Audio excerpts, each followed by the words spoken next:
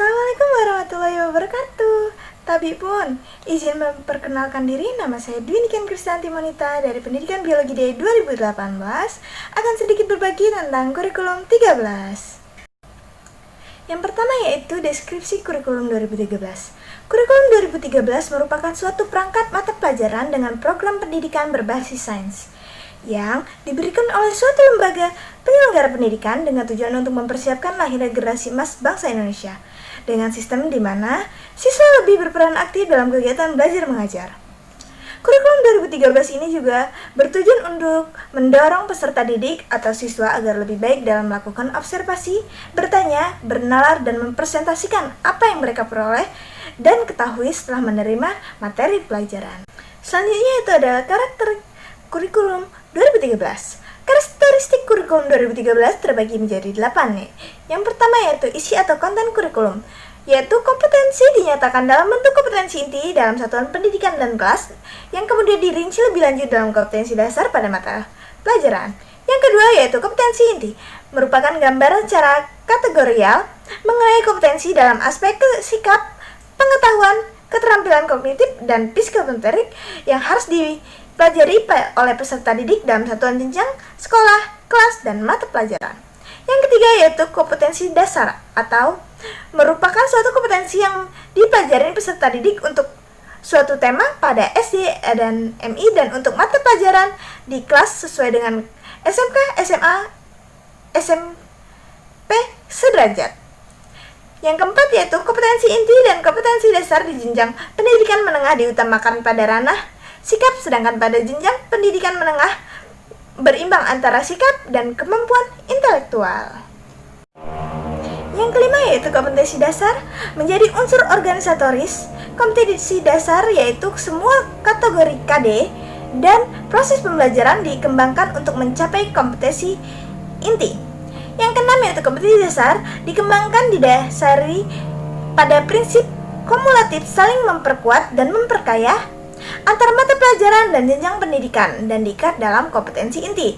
Sedangkan yang ketujuh, silabus dikembangkan sebagai rencana pembelajaran untuk suatu tema dalam yang di mana di dalam silabus ini mencantumkan seluruh KD untuk tema atau mata pelajaran di kelas tersebut. Yang delapan atau yang terakhir yaitu rencana pelaksanaan pembelajaran dikembangkan dari setiap KD yang untuk setiap mata pelajaran dan kelasnya memiliki KD-KD tertentu. Selanjutnya yaitu konsep dasar pembelajaran dalam kurikulum 2013. Konsep dasarnya dibagi menjadi 3 yaitu pengertian secara kuantitatif, yaitu penularan pengetahuan dari guru kepada siswa, di mana guru dituntut untuk menguasai ilmu yang disampaikan pada siswa sehingga memberikan hasil secara optimal. Yang kedua yaitu pengertian secara institusional, yaitu penataan segala kemampuan mengajar sehingga berjalan secara efisien. Nah, di sini guru dituntut untuk selalu siap beradaptasi dengan berbagai teknik cara mengajar.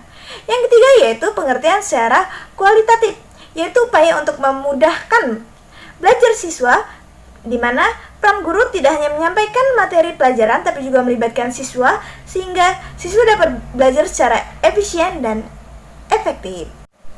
Selanjutnya yaitu proses pembelajaran dalam kurikulum 2013. Proses pembelajaran itu dibagi menjadi 2 yaitu pembelajaran secara intrakurikuler dan pembelajaran secara ekstrakurikuler. Pembelajaran secara intrakurikuler yaitu atau dapat sering dikatakan sebagai kegiatan inti di mana pembelajaran biasanya dilakukan oleh guru dan siswa pada setiap harinya. Atau juga dapat dikatakan sebagai kegiatan belajar mengajar antara guru dan siswa di dalam sekolah di setiap mata pelajaran. Sedangkan pembelajaran ekstrakurikuler merupakan kegiatan yang dilakukan untuk aktivitas yang dirancang sebagai kegiatan di luar kegiatan pembelajaran yang terjadwal secara rutin setiap minggu. Kegiatan ekstrakurikuler terdiri antara kegiatan wajib dan pilihan. Kegiatan ekstrakurikuler wajib yang dinilai sebagai hasilnya digunakan sebagai unsur pendukung dalam kegiatan ekstrakurikuler. Kemudian ada metode pembelajaran dalam kurikulum 2013. Metode pembelajaran adalah suatu cara yang digunakan dalam proses pembelajaran sehingga diperoleh hasil yang optimal. Di sini metodenya terbagi menjadi 9, yaitu metode yang pertama ada metode ceramah. penyampaian materi dari guru kepada siswa melalui bahasa lisan, baik secara verbal maupun secara non-verbal. Yang kedua yaitu metode latihan, yaitu penyampaian materi yang dilalui melalui penanaman kebiasaan-kebiasaan tertentu sehingga diharapkan siswa dapat menyerap materi secara optimal. Yang ketiga yaitu metode tanya-jawab, yaitu penyajian materi pelajaran melalui bentuk pertanyaan yang harus dijawab oleh adik-adik peserta didik, yang bertujuan untuk memotivasi adik-adik untuk mengajukan pertanyaan dalam proses pembelajaran. Selanjutnya yaitu ada metode karya wisata. Metode ini yaitu dengan cara membawa langsung anak-anak peserta didik menuju ke objek luar kelas atau di lingkungan kehidupan nyata agar siswa dapat mengamati dan mengalami secara langsung. Selanjutnya yaitu ada metode demonstrasi. Metode demonstrasi mempelajari dengan cara memperlihatkan suatu proses atau suatu benda yang berkaitan dengan bagian dari pembelajaran. Selanjutnya ada metode sosiodrama. Metode pembelajaran yang memberikan suatu kesempatan pada teman-teman adik-adik untuk melakukan kegiatan bermain peran tertentu yang terdapat dalam kegiatan sosial. Kemudian ada metode bermain peran, yaitu pembelajaran melalui pengembangan imajinasi dan penghayatan peserta didik dengan cara peserta didik memerankan suatu tokoh, baik tokoh hidup ataupun tokoh mati. Nah, di mana metode ini menggambarkan menghayati, bertanggung jawab, dan terampil dalam memaknai materi yang dipelajari. Selanjutnya ada metode diskusi. Metode pembelajaran melalui pemberian masalah kepada siswa dan siswa dituntut untuk memecahkan masalah secara berkelompok. Kemudian ada metode pemberian tugas dan resitasi. Nah, merupakan metode pembelajaran melalui pemberian tugas pada siswa. Nah, resitasi merupakan metode pembelajaran berupa tugas pada siswa untuk melaporkan pelaksanaan tugasnya yang telah diberikan pada guru. Resitasi terbagi menjadi dua lagi, yaitu metode eksperimen, yaitu pemberian kepada siswa untuk melakukan percobaan. Yang kedua yaitu metode proyek, memberikan materi pembelajaran ditinjau dari sudut pandang lain. Ada beberapa faktor yang menentukan dipilihnya suatu metode dalam pembelajaran, di antara lain yaitu tujuan pembelajaran, tingkat kematangan peserta didik, situasi dan kondisi yang ada dalam suatu proses pembelajaran. Di sini saya akan membagikan beberapa metode pembelajaran yang sesuai dengan kurikulum 2013, yaitu ada 4. Yang pertama yaitu model inquiry learning. Nah, langkah-langkahnya itu melakukan observasi atau mengamati berbagai fenomena alam. Yang kedua, mengajukan tentang fenomena yang dihadapi.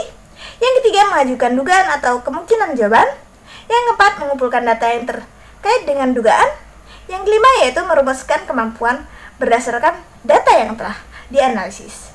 Yang kedua yaitu adalah model discovery learning, yaitu dengan cara menstimulasi. Yang kedua, mengidentifikasi masalah. Yang ketiga, mengumpulkan data. Yang keempat, mengolah data. Yang kelima, memverifikasi data. Dan yang keenam yaitu menyimpulkan hasil yang telah didapatkan. Metode yang selanjutnya yaitu problem-based learning, yaitu dengan cara mengorientasi peserta didik pada kegiatan suatu masalah. Yang kedua, mengorganisasi kegiatan dalam pembelajaran. Yang ketiga, membimbing peserta didik menyelidiki secara mandiri dan kelompok. Yang keempat yaitu mengembangkan dan menyajikan hasil karya. Yang kelima yaitu menganalisis dan mengetahui proses pemecahan masalah. Nah, metode yang terakhir atau yang keempat yaitu project-based learning.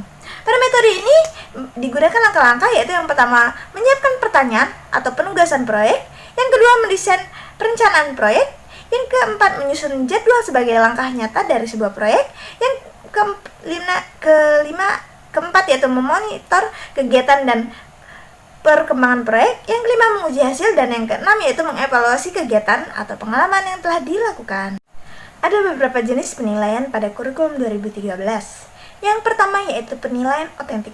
Penilaian otentik merupakan penilaian yang dilakukan secara komprehensif untuk menilai mulai dari masukan, proses, dan pengeluaran pembelajaran. Yang kedua yaitu penilaian diri, yaitu penilaian yang dilakukan pada diri oleh peserta didik secara reflektif untuk membandingkan posisi relatifnya dan dengan kriteria yang telah ditetapkan. Yang ketiga yaitu penilaian berbasis portofolio. Penilaian berbasis portofolio merupakan penilaian yang dilaksanakan untuk menilai seluruh efektivitas belajar peserta didik. Selanjutnya yang keempat yaitu ada penilaian ulangan. Yang kelima, penilaian ulangan harian. Keenam, penilaian ulangan semester. Yang ketujuh, ulangan akhir semester. Kedelapan, ujian tengah kompetensi. Ke-9 ada ujian mutu tingkat kompetensi. Ke-10 ada ujian nasional. Dan yang terakhir yaitu ujian sekolah. Kemudian ada prinsip dan pendekatan penilaian.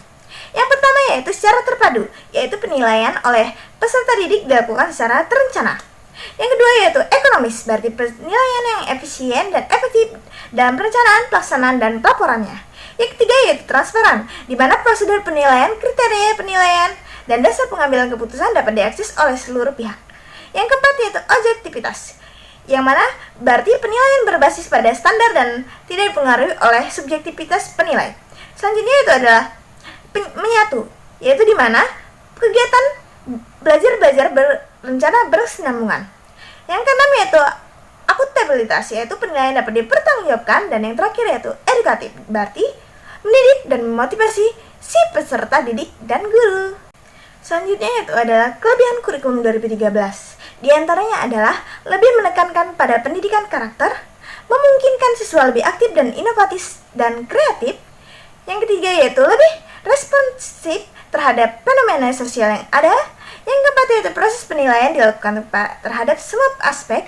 Yang kelima yaitu lembaga memperoleh pendampingan dari pusat. Yang keenam yaitu mendorong guru dan untuk semakin kreatif sebagai fasilitator pembelajar. Yang ketujuh yaitu menyediakan fasilitas belajar yang semakin efisien. Apabila ada kelebihan, tentu saja ada kekurangannya. Kekurangannya yaitu adalah diantaranya yaitu pemerintah seolah melihat semua guru dan siswa memiliki kapasitas yang sama dalam kurikulum 2013. Yang kedua yaitu tidak ada keseimbangan antara orientasi, pemproses pembelajaran, dan hasil dalam kurikulum 2013. Dan yang terakhir adalah dalam sudut pandang sekolah kurang mampu dalam menyikapi kurikulum yang ada. Alhamdulillah, sekian apa yang bisa saya sampaikan pada presentasi kali ini. Saya ucapkan terima kasih kepada teman-teman yang sudah menyaksikan dari awal hingga akhir. Saya akhiri. Wassalamualaikum warahmatullahi wabarakatuh.